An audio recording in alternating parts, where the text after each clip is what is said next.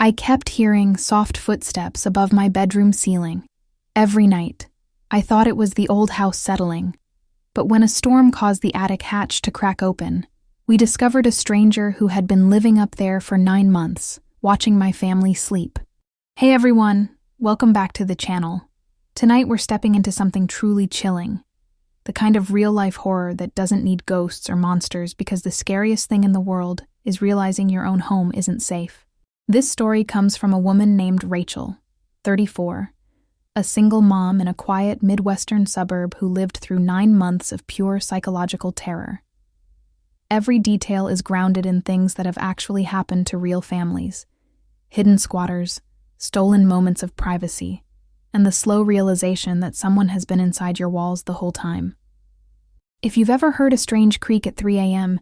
and told yourself, "It's just the house," this one is going to keep you up. Dim the lights, and let's begin. My name is Rachel. After my divorce 3 years ago, I bought this 1920s craftsman house on a tree-lined street because it felt safe. White picket fence, big backyard for my 7-year-old daughter Lily, and a finished basement I turned into my home office. The neighbors were friendly, but not nosy. I worked remote as a medical coder, so most days it was just Lily and me. The house had its quirks, creaky floors, old pipes that knocked, but I loved it. Until last summer. It started small. I'd wake up around 2 or 3 a.m. to the faint sound of footsteps directly above my bedroom. Not loud stomps, just soft padding, like someone pacing in socks. I'd lie there, frozen, heart hammering, telling myself it was raccoons in the attic, or the house settling after the heat of the day.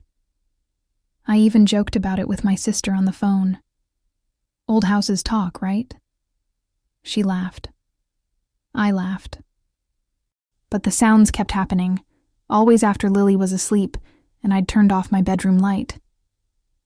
Then little things started disappearing. A half-eaten granola bar from the pantry one morning, Lily's favorite hair clip that she swore she left on the bathroom sink, my wireless earbuds, gone from the charging dock. I blamed forgetfulness, menopause brain, anything. But the footsteps continued. Sometimes I'd hear a soft cough or the creak of floorboards right over Lily's room. One night I stood at the bottom of the pull-down attic stairs with a flashlight, hard in my throat, and called out, "Hello?" Nothing. Just silence and the smell of old insulation. I called a pest control guy. He checked the attic, found nothing but dust and a few mouse droppings. "No raccoons, ma'am. Probably just the wind." I paid him $150 and felt stupid for worrying. But that same night, the footsteps returned. Slower this time, almost deliberate.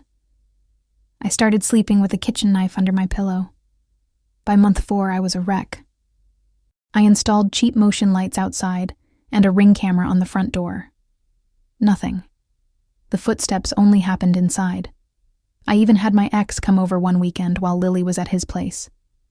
He climbed into the attic with a baseball bat. "Nothing up here but spider webs and old Christmas lights," he said, rolling his eyes. "You're letting the divorce mess with your head, Rach." I stopped talking about it after that. I didn't want anyone thinking I was crazy. The real horror began in October. We had one of those brutal Midwest storms. Thunder that shook the windows, rain hammering the roof like gravel. Lily was terrified, so I let her sleep in my bed. Around 1 a.m., a massive crack of lightning lit up the whole room, followed immediately by a loud snap from the ceiling. The attic access hatch, the one I'd painted shut years ago because I never used it, popped open about 3 inches. Dust and insulation rained down onto my bed. I grabbed Lily and ran to the hallway, dialing 911 with shaking hands. The dispatcher said a unit was on the way, but it would be 25 minutes because of the storm. I stood there in the dark, listening. From the open hatch came the unmistakable sound of someone breathing. Fast, panicked breathing. The police arrived soaked. 2 officers, 1 young female, 1 older guy. They pulled down the hatch fully, shined their flashlights up, and both went completely still. The female officer whispered, "Jesus Christ." That's when I knew. They ordered me and Lily outside. 10 minutes later, they brought down a man. Mid-30s, filthy, wearing clothes that looked like they'd been stolen from my laundry room months ago. He was skeletal, eyes wild, beard matted. In his hands were my missing earbuds, Lily's hair clip, and a small notebook filled with dates and times. When I showered, when Lily went to bed, what I cooked for dinner. He'd been living up there since March, 9 months. The officers later showed me the setup. He'd made a small nest behind the insulation, sleeping bag, battery lantern, cooler with food he'd stolen from my fridge at night, even a bucket for a toilet. He'd cut a tiny viewing hole through the ceiling plaster right above my bed so he could watch me sleep. Another hole above Lily's room. He'd been using my Wi-Fi, charging his phone on my power outlets through a hidden extension cord. The footsteps? Him moving around when he thought we were asleep. His name was Daniel. He'd been a handyman who did some work on my roof right after I moved in. I'd given him a spare key, just in case. When the job ended, he never returned the key. Instead, he waited until I was at work one day, climbed in through the attic from the outside, and never left. He told the police he fell in love with our little family and just wanted to be close. He'd whisper, "Good night" through the ceiling some nights. That was the coughing sound I'd heard. The worst part? He had photos. Printed screenshots from my Ring camera. He'd cloned the app somehow, and blurry shots he'd taken with his phone through the holes. Pictures of me in the shower, Lily playing in her room. He'd been there during my divorce crying jags, during Lily's nightmares, during every private moment I thought was mine. Daniel is in jail now facing multiple felonies. But the house is ruined for me. Every creak still makes me jump. I sold it in 2 weeks and moved into an apartment with paper-thin walls and zero attic. Lily still has night terrors about the man in the ceiling. I sleep with every light on and a baseball bat by the bed. The insane thing is how easy it was. One spare key, one ignored noise, and a stranger turned my safe haven into his private viewing box for 9 months.